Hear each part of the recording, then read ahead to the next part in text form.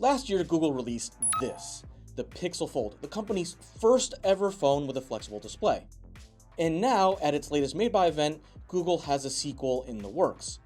But don't call it a Pixel Fold 2, because alongside a revamped design, it's also getting a reworked name. So let's check out what's going on with this new Pixel 9 Pro Fold. Now, right away, I think that moniker is a real mouthful. But the idea behind it isn't bad because Google's trying to make sure that people know that the latest Fold is part of the larger Pixel 9 family. That means the latest Fold has the same Tensor G4 chip, similar displays, and the same AI features as the rest of the line, plus a few bonus additions made just for this device. But before we get into that, let's start with its design, which has made a pretty big shift from its passport-shaped predecessor to a longer, more traditional frame.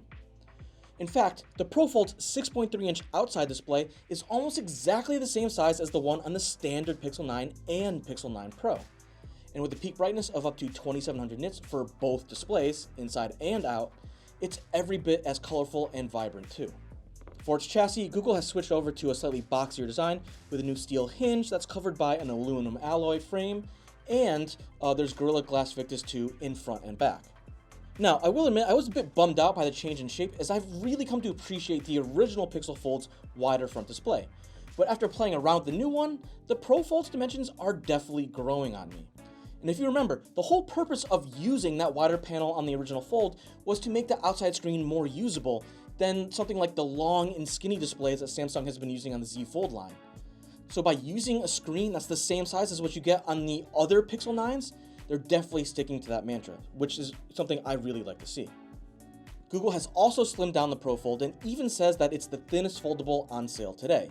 That said, measuring 5.1mm thick when open or 10.5mm thick when closed, it is a touch fatter than both the Honor Magic V3 and the Xiaomi Mix Fold 4. If we're only talking about foldables in the US, I think Google's claim still holds true. Then when you open it up, you get what Google is calling the biggest screen on any phone on sale today at 8 inches across, which is up from 7.6 inches on the previous Fold. Its technical name is the Super Actual Flex Display, and it's absolutely gorgeous. Overall, I really think Google nailed the Pro Fold design, and I already think it has a leg up on Samsung's rival.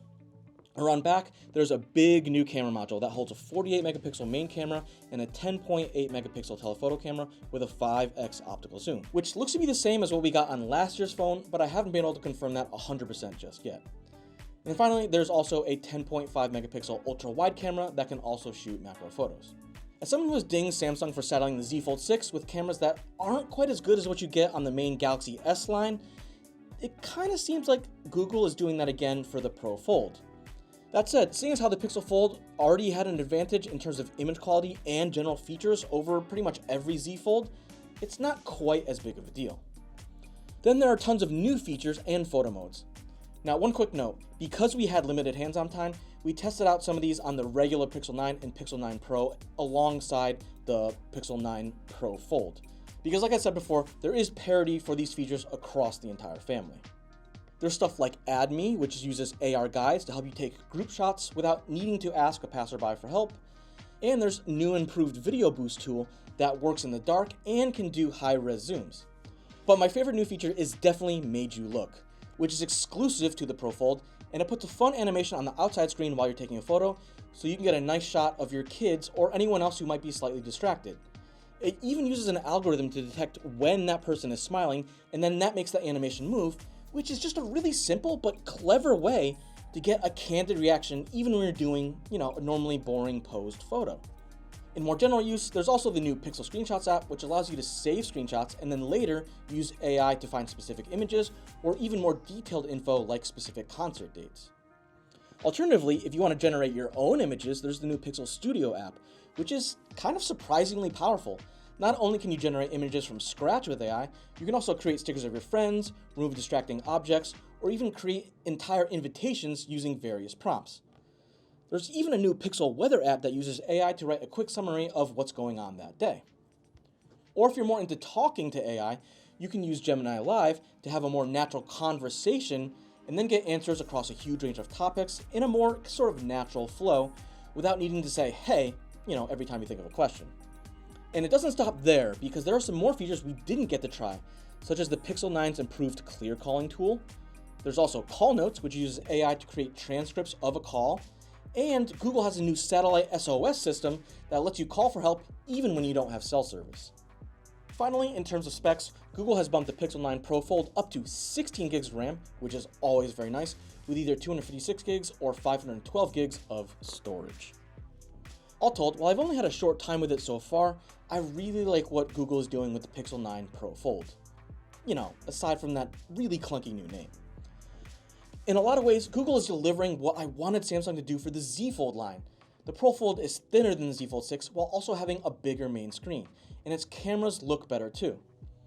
Plus, Google has long had the advantage in AI, which is leading to a lot of fun new features we're seeing this year.